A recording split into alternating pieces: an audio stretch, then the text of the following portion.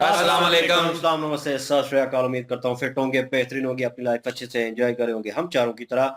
आज एक और वीडियो और उसका टाइटल है उसका टाइटल है जी जगत गुरु राम भद्र आचार्य, राम मंदिर राम भद्र आचार्य स्पीच। और अभी वीडियो देखते हैं, रिव्यू बाद में देंगे। मेरा नाम है राणा मंदिर, मेरे साथ हैं Mohammad Sameer Khokhar, Nadeem Iqbal Janjua. Malik Saqlain Iqbal. So guys, let's start. देखिए, मैं तो इस लायक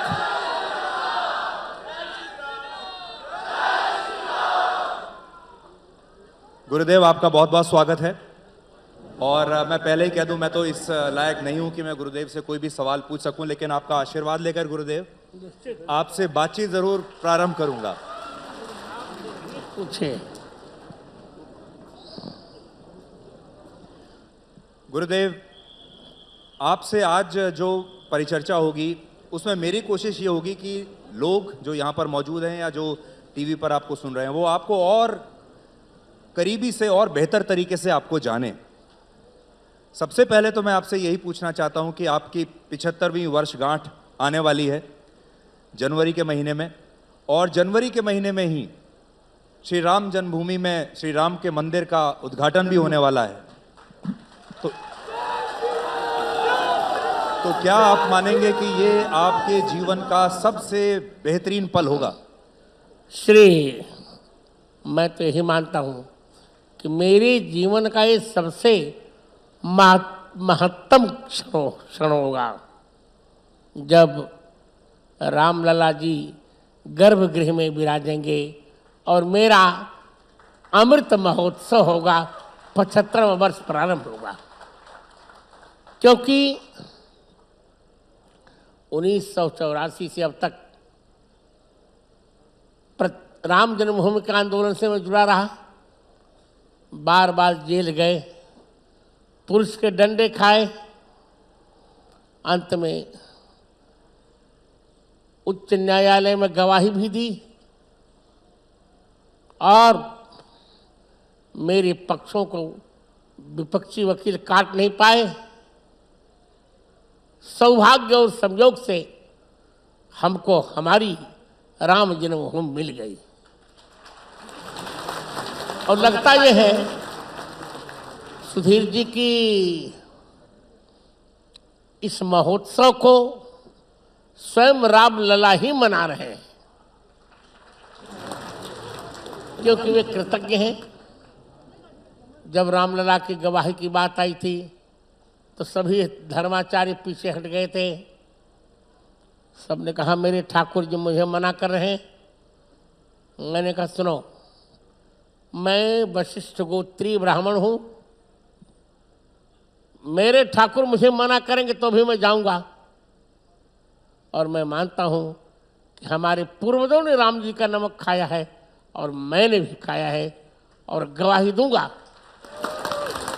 जब कोर्ट ने पूछा कि आपके पास तो नेत्र नहीं है, आप कैसे गवाही देंगे, तो मैंने कहा था कि सर्वस्य लोचनम शास्त्रम यस्य नास्त्यन्धैव सः।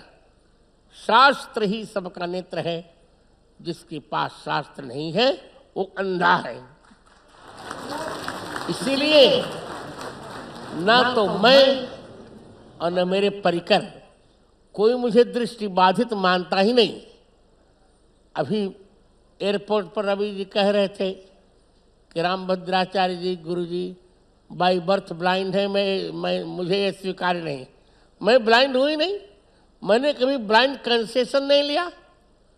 प्रत्येक कक्षा में मैं ही एक ऐसा व्यक्ति हूँ इस समय वर्तमान में सुधीर जी, जिसने प्रत्येक कक्षा में 99% से नीचे कभी देखा ही नहीं।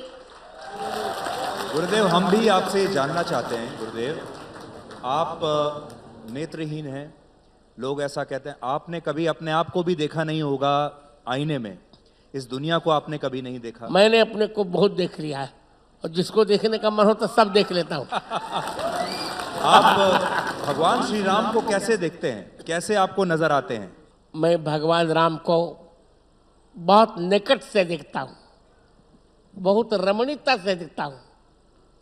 सुधीर जी, वो दिव्य दिव्य भव्य भव्य कपोल, उस पर लटकती हुई कुटिल अलकी, मंद मंद मुस्कुरान, नीले शरीर पर पीतांबर, ऐसा लगता है मानो तीसी के फूल पर किसी ने सरसों का पराग लेप दिया हो।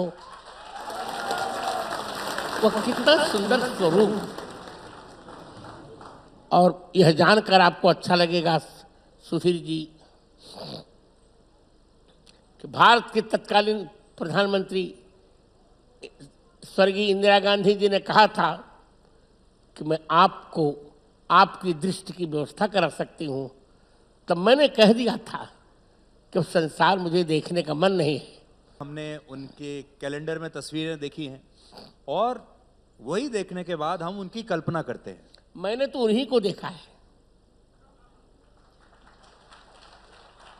तो ये जो आपको मैं बहुत एक बात इस दिव्य दर्शन के बारे में आप हमें बताइए, क्योंकि हम लोग तो नेत्रों के साथ भी उनको नहीं देख पा रहे हैं। मैं एक घटना का उल्लेख करना चाहूंगा, कोई असत्य न मान ले, और मैं झूठ नहीं बोलता। उत्तर प्रदेश के उन्नाव में मेरी कथा थी। उसमें मुझे टेंट में रहना पड़ा था। प्रातः काल का समय था। सभी विद्यार्थी, हमारे उत्तराधिकारी, सभी लोग अपने अपने कार्य में व्यस्त थे। सहसा मुझे लघु शंका की आवश्यकता हुई। मैं मार्ग भूल गया। स्पष्ट देखा मैंने कि एक सुंदर बालक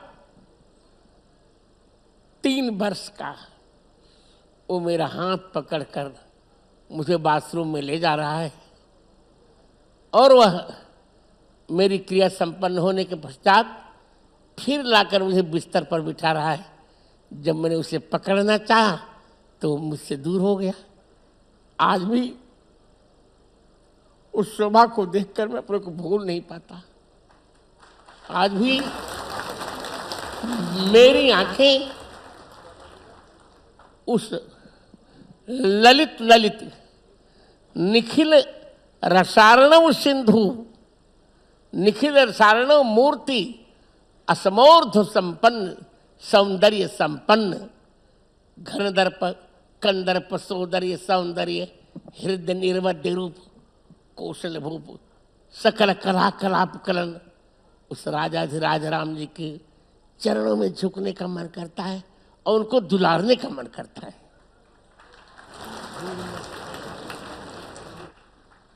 अब जब श्री राम मंदिर गुरुदेव अब निर्माण लगभग संपन्न होने वाला है, इस समय आपका जो आपको जो दिव्य दर्शन होते हैं वो क्या कहते हैं?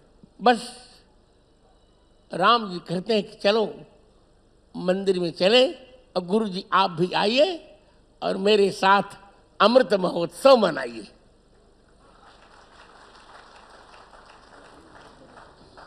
गुरुदेव, एक विषय ऐसा है जो शायद आपको भी काफ़ी भावुक कर देता है और हमारे बहुत सारे दर्शकों को इसके बारे में पता नहीं होगा। और थोड़ी देर पहले आपने जिक्र किया कि जब ये पूरी राम मंदिर की मुहिम चल रही थी तो पुलिस ने आपको डंडे मारे। आज भी मेरी आपकी दाहिनी कलाई दाहिनी कलाई टेढ़ी हो गई है। मैं एक्चुअली मैं आपको भी दिखाना चाहूंगा। आप देखिए, यहाँ देखिए यार जी, ये देखिए। तो ये तब से ऐसे ही है? तब से ऐसे है। तो गुरुदेव क्या हुआ था उस समय, हम सब जानना चाहेंगे। उसमें पुलिस ने लाठी चार्ज किया था। अब मैं आंदोलन में था, सब लोग तो हट गए पर मैं नहीं हटा। तब पुलिस ने यहाँ डंडा लगा दिया था और 8 दिन तक मैं जेल में था। उस समय गृह मंत्री थे नरसिम्हा राव की सरकार में पाटिल जी, संभवतः, ये मैं भूल नहीं रहा हूँ। तो उन्होंने कहा कि जगत गुरु जी को अब जेल से मुक्त कर दिया जाए, नहीं तो बहुत अनर्थ हो जाएगा। तो जेल में जो 8 दिन आपके बीते वो कैसे रहे? बहुत अच्छे रहे। मेरी बड़ी बहन, आप सबकी बुआ जी अब तो नहीं रही, स्वर्गीय डॉक्टर कुमारी गीता देवी मिश्रा वही भोजन दे देती थी। हमारे घर से आ जाता था भोजन, वही कर लेता था और वहीं पर मैं रामायण का पाठ करता था और यही चौपाई पढ़ता था कि कौन सुकाज कठिन जग माही, जो नहीं हो तात तुम पाही, उसी का तो फल है ये। सुधीर जी निश्चिंत पूछिए। जी, तो गुरुदेव आज जब आप उस जमाने को आप याद करते हैं, उस समय को जब आप याद करते हैं और अब जब राम मंदिर का निर्माण होने वाला है, यानी आप अपनी मंजिल तक लगभग पहुंच ही गए हैं, तो कैसा लगता है? बस प्रसन्नता में बंद आंखों से 2-4 बूंद आंसू गिर जाते हैं। आप भावुक होते हैं कभी सोचकर? कभी क्या, अभी भी भावुक हूं।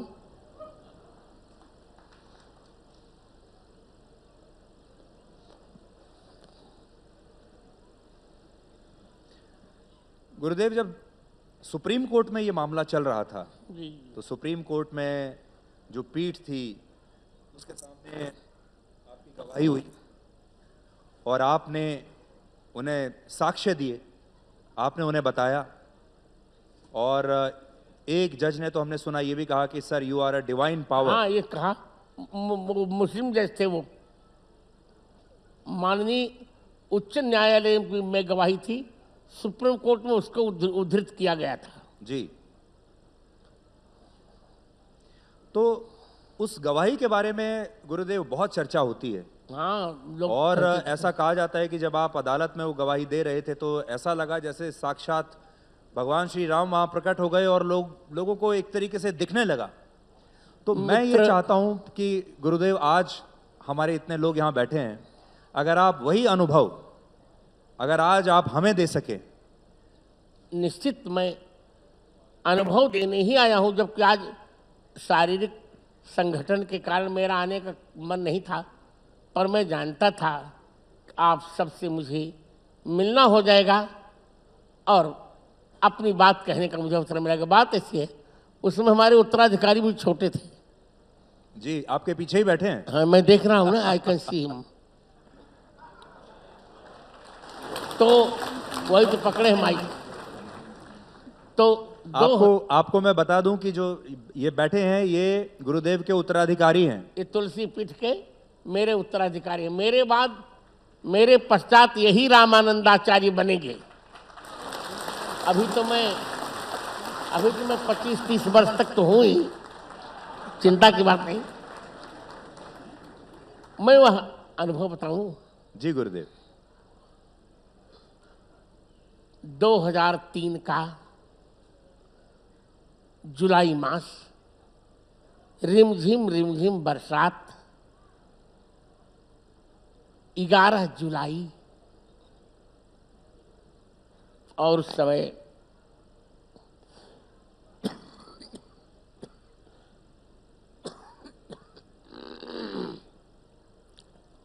जब मेरी गवाही प्रारंभ हुई, आप विश्वास करें 300 वकील सुनते थे उसको।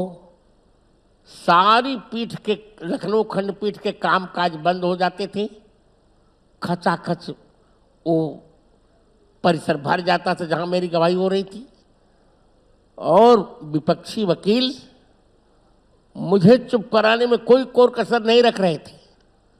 मुझे चुप कराने के लिए या असंतुलित करने के लिए उन्हें, मुझे पता चला था कि $45,000 विदेश के दिए गए थे, पर भारत माता का आशीर्वाद और राघवेंद्र भगवान का प्रसाद और आप सब जनता जनार्दन का शुभ संवाद कि मैं विपक्षी, अपने एक एक उत्तर में विपक्षी के 50-50 प्रश्नों का समाधान करता था और सब चकित रहते थे। यहाँ तक कि ऐसे ऐसे प्रश्न किए उन्होंने, तो आप मेरा निर्णय छपा है, पढ़ लीजिएगा, पर जनता को बताऊं, ऐसे ऐसे प्रश्न करते थे।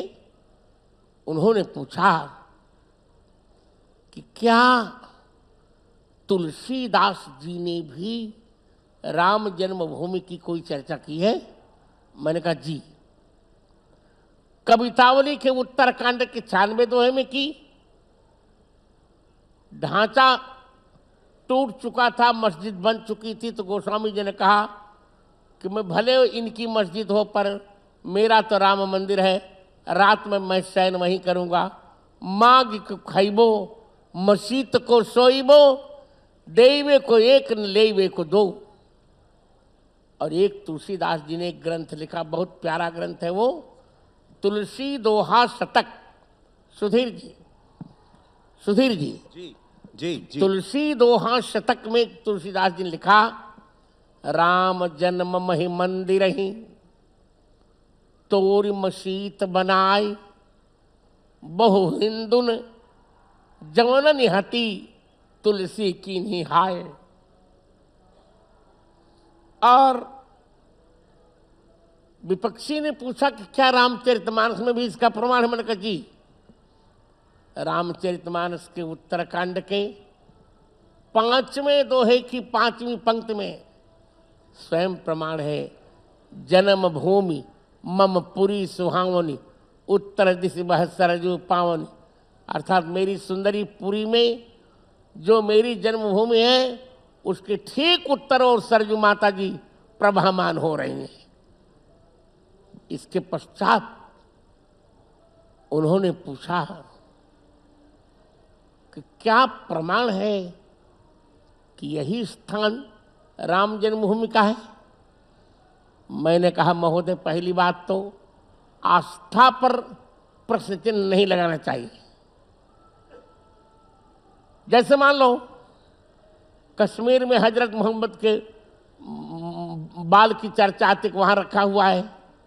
अब क्या प्रमाण है कि उन्हीं का बाल है क्या किसी दूसरे का? पर हम आस्था पर तर्क नहीं करते, हमने मान लिया कि उन्हीं का बाल है। लोगों ने कह दिया कि कुमारी कन्या से ईसा मसीह का जन्म हुआ था, जबकि संभव नहीं है, पर हमने तर्क नहीं किया। उसी प्रकार हमारी आस्था पर आपको प्रश्न चिन्ह नहीं लगाना चाहिए। पर जब आपने प्रश्न चिन्ह लगाया है तो उत्तर दे रहा हूं। मैंने कहा कि मेष के सूर्य, मकर के मंगल, तुला के शनि, कर्क के बृहस्पति और मीन के शुक्र, इन 5 ग्रहों की जहां दृष्टि पड़ती है वही है राम जन्मभूमि का स्थान। और ज्योतिष से देखा गया तो जो मैंने कहा था वही सत्य निकला। हमने 441 प्रमाण दिए थे, जिसमें 437 तो स्पष्ट निकले खुदाई में, 4 थोड़े थोड़े धूमिल थे, पर वे हमारे पक्ष में थे। फिर उन्होंने पूछा वेद में क्या प्रमाण है? मैंने कहा वेद में तो बहुत प्रमाण है, पर मैं तत्काल के लिए बता रहा हूं। अथर्ववेद के 10वें कांड के 31वें अनुवाक के 2 मंत्र में प्रमाण है, अष्टाचक्रा नवद्वारा देवानाम पूरयोध्या यस्याम हिरणमय कोशः स्वर्गो ज्योतिषावृत। 8 चक्र वाली 9 द्वार वाली वह देवताओं की पूरी अयोध्या है, जहां एक मंडपाकार, मंडप के आकार का सोने का भवन है, और उसी स्वर्ण भवन में भगवती कौशल्या जी के समीप लोकाभिराम भगवान राम अवतीर्ण हुए थे। तब मुस्लिम जज ने कहा था, sir you are a divine power. गुरुदेव, लोग यही सोचकर बहुत अचरज में पड़ते हैं कि आपको ये कल्पना और आपने जो जो बातें बताई वो खुदाई में सब कुछ वैसा ही निकला, वो साक्ष्य जो आपने बताए, जो आपने कल्पना करके बताया, जबकि आपने कभी, जैसा मैंने आपको कहा कि आप तो बचपन से नेत्रहीन हैं, आपने वैसे सब कुछ कभी देखा नहीं होगा। ये कैसे, ये कल्पना कैसे आपने की? चरण कमल बंदो हरिराई, जाकी कृपा पंगु गिरिलंग है, अंधरे को सब कुछ दर्शाई। बहिरो सुने मूक पुनि बोले, रंक चले सिर छत्र धराई। सूरदास स्वामी करुणा में बार बार बंदम ते पाई। उत्तर मैंने दे दिया। गुरुदेव, अभी प्रधानमंत्री मोदी अभी कुछ दिन पहले आपसे मिलने के लिए आए थे और आपके गले लगे और आप उन्हें अपना परम मित्र भी मानते हैं। मैं मित्र मात्र नहीं, मेरे मित्र वो हैं। 1988 से जब अडवाणी जी की रथ यात्रा निकली थी ना, जी, उसी समय से मेरी उनकी मित्रता हो गई और आज भी है, भविष्य में भी रहेगी। जब हम दोनों मिलते हैं तो ना मैं जगत गुरु रहता हूं और ना नरेंद्र भाई मोदी प्रधानमंत्री, दोनों मित्र होते हैं। इस बार क्या कहा, कैसी रही इस बार की भेंट, क्या कहा उन्होंने आपसे? अरे मित्रों की बात सार्वजनिक नहीं कहती। गुरुदेव, मैंने देखा कि वैसे तो निजी रूप से आप राजीव गांधी को भी पसंद करते हैं, इंदिरा गांधी को भी पसंद करते हैं, पर आम तौर पर आप कांग्रेस के खिलाफ रहते हैं। मैं निजी रूप में इंदिरा गांधी को तो उतना पसंद नहीं करता। राजीव गांधी अच्छे थे, निजी रूप में अच्छे थे, पार्टी तो अच्छी नहीं थी पर निजी रूप में अच्छे थे, अच्छे थे। देखिए, कांग्रेस की कोई बात नहीं है। कांग्रेस का स्वभाव रहा है सनातन धर्म का विरोध करना, राम जी का विरोध करना, भारतीय मूल्यों का विरोध करना, क्योंकि कांग्रेस शब्द ही भारतीय भाषा का नहीं है, तो विरोध करना। तो जो, चूंकि मैं, आपको जानकर अच्छा लगेगा सुधीर जी, आज की तारीख में जितने जगत गुरु हैं, जगत गुरु की व्याख्या ये होती है जो 3 ग्रंथों पर भाष्य लिखे, उपनिषद पर, गीता पर और ब्रह्मसूत्र पर। आज की तारीख में किसी ने नहीं लिखा है, केवल मैंने तीनों ग्रंथों पर 4200 पृष्ठों में भाष्य लिखा है। तो मैं प्रामाणिक और शास्त्रीय जगत गुरु हूँ। तो जब जब सनातन धर्म पर कोई कटाक्षेप करेगा तब तब मेरा मुखर होना स्वाभाविक है।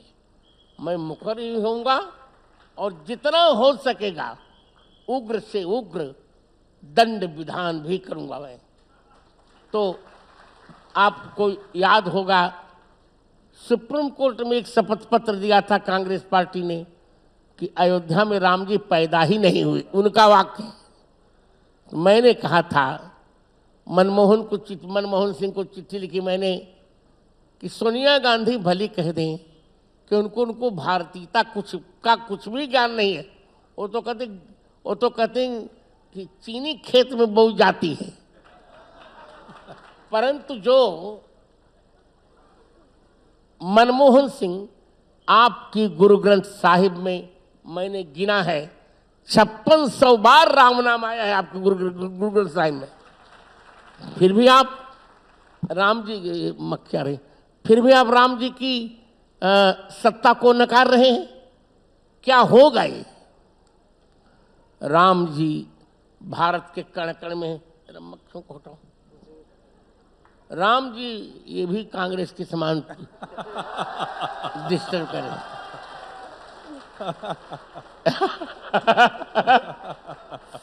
राम जी भारत के जन जन में है, मन मन में है, कण कण में है। भारत से यदि र निकाल दिया जाए तो भारत भात हो जाएगा, लोग खा जाएंगे। तो भारत की सत्ता ही राम जी से है।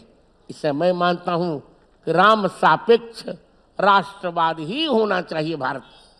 गुरुदेव, आप नेत्रहीन होते हुए भी 22 भाषाएं बोल सकते हैं। यार नेत्रहीन बार बार मत कहो।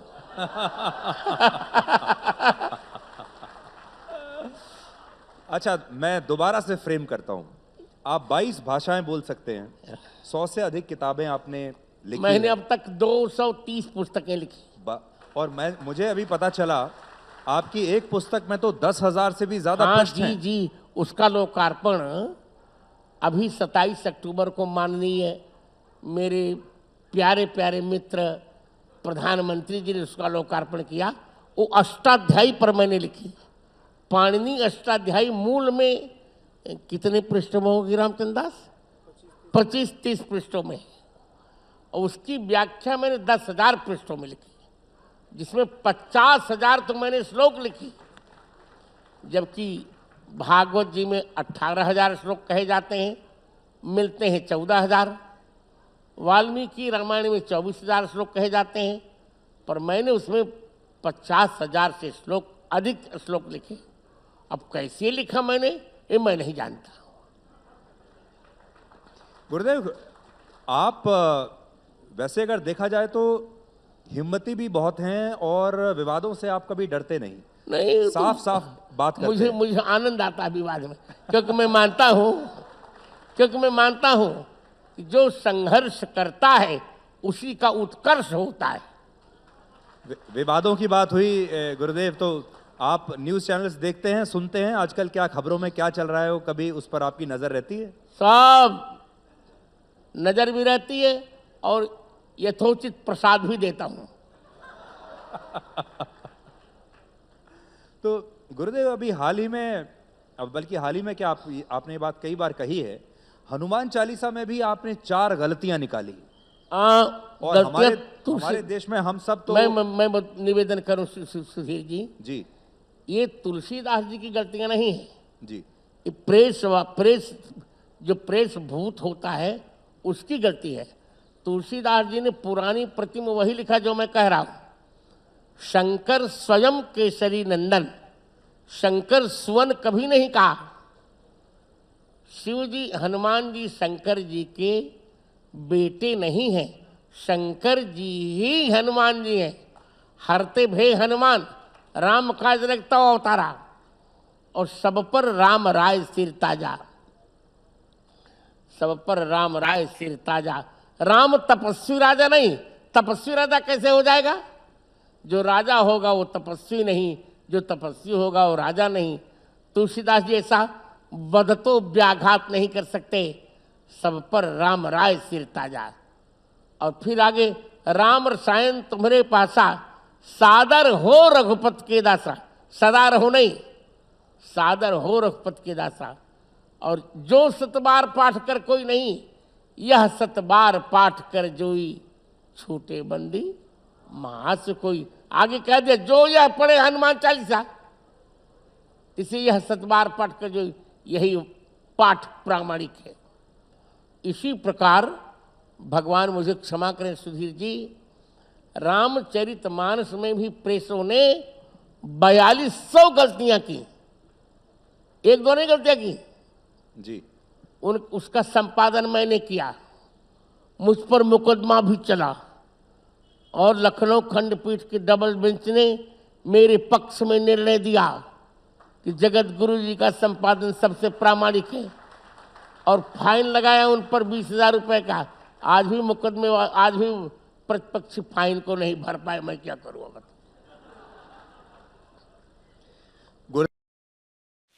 जी, क्या बात है जी।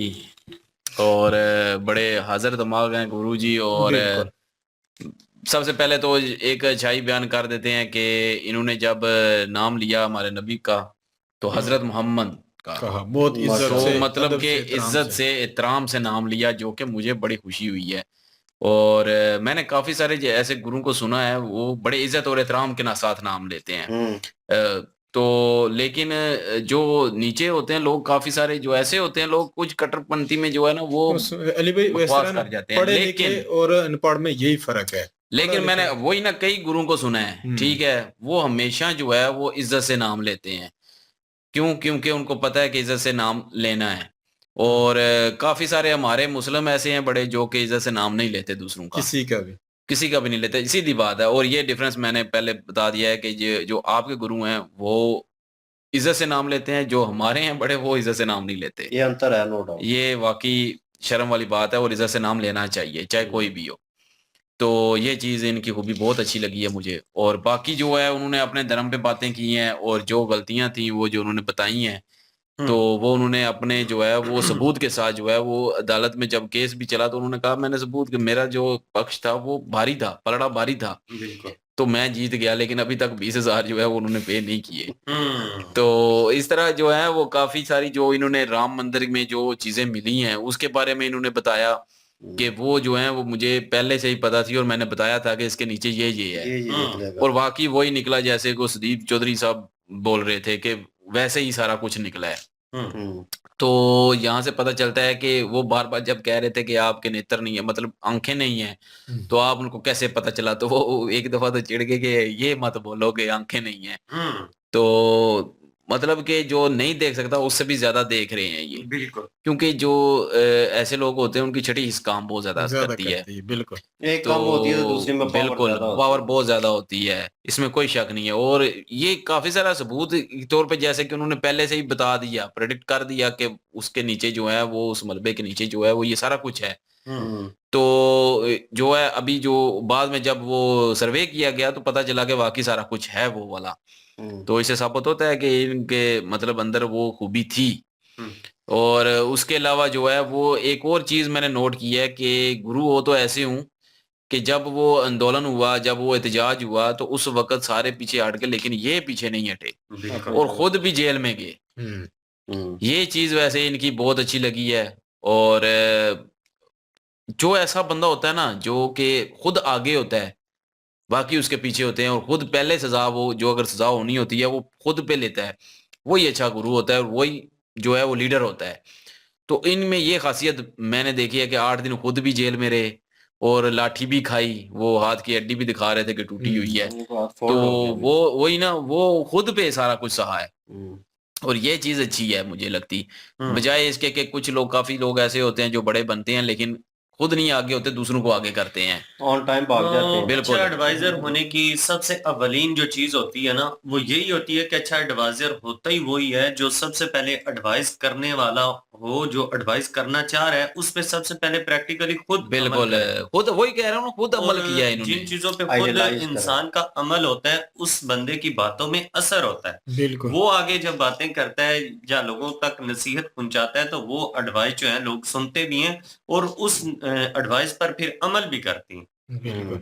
आइडियलाइज करना होता है ना लोगों को। और यहाँ पे मैं देख रहा था, अली भाई बीच में मेंशन कर रहे थे, मुस्कुराहट उनकी बहुत अच्छी थी। तो हंसी उनकी बहुत अच्छी है, जैसे वो खुल वो के हंसते हैं हाँ, ना वो बड़ी अच्छी लगी है वो मुझे। बिल्कुल स्टार्टिंग, क्योंकि ये एक ना, वो क्या है कि स्टार्टअप होता है आपका, कि आपकी पर्सनैलिटी का इम्पैक्ट होता है हम्म लोगों के ऊपर। एक तो बातचीत से, एक मतलब बॉडी लैंग्वेज से।